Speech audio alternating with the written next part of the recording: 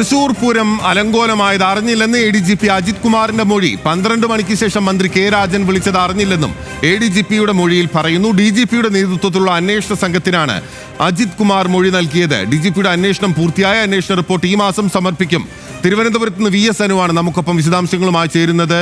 അനു, തൃശ്ശൂരിൽ തന്നെ അന്ന് ഉണ്ടായിരുന്നു ADGP MR അജിത് കുമാർ.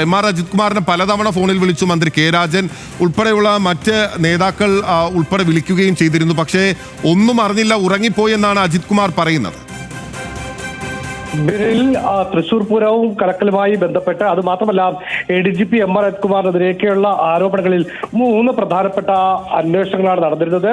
അതിൽ നേരത്തെ മനോജ് എബ്രഹാമിന്റെ അന്വേഷണ റിപ്പോർട്ട് നേരത്തെ തന്നെ സർക്കാരിന് സമർപ്പിച്ചിരുന്നു. ഏറ്റവും ഒടുവിലുണ്ടായിരുന്നത് DGPയുടെ റിപ്പോർട്ടാണ്. ഈ റിപ്പോർട്ടാണ് ഇപ്പോൾ ഏകദേശം പൂർത്തിയായിരിക്കുന്നത്. ഇതുമായി ബന്ധപ്പെട്ട് കഴിഞ്ഞ ദിവസങ്ങളിൽ MR അജിത് കുമാറിന്റെ മൊഴിയൊക്കെ രേഖപ്പെടുത്തിയിരുന്നു.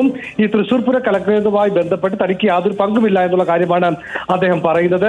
മാത്രമല്ല മന്ത്രി കെ രാജൻ തന്നെ വിളിച്ചിരുന്നു എന്നും അദ്ദേഹത്തിന്റെ ഫോൺ എടുക്കാൻ കഴിയാത്തതിലും അദ്ദേഹം നൽകുന്ന വിശദീകരണം ഈ ഫോൺ വിളി താൻ അറിഞ്ഞില്ല, താൻ ഉറങ്ങിപ്പോയി എന്നടക്കമുള്ള കാര്യങ്ങളാണ് ADGP MR അജിത് കുമാർ മൊഴി നൽകിയിരിക്കുന്നത്. ഏതായാലും റിപ്പോർട്ട് ഈ മാസം അവസാനത്തോടു കൂടി സംസ്ഥാന പോലീസ് മേധാവി ഷെയ്ഖ് ദർവേ സാഹിബ് സർക്കാരിന് സമർപ്പിക്കും. ബിനിൽ.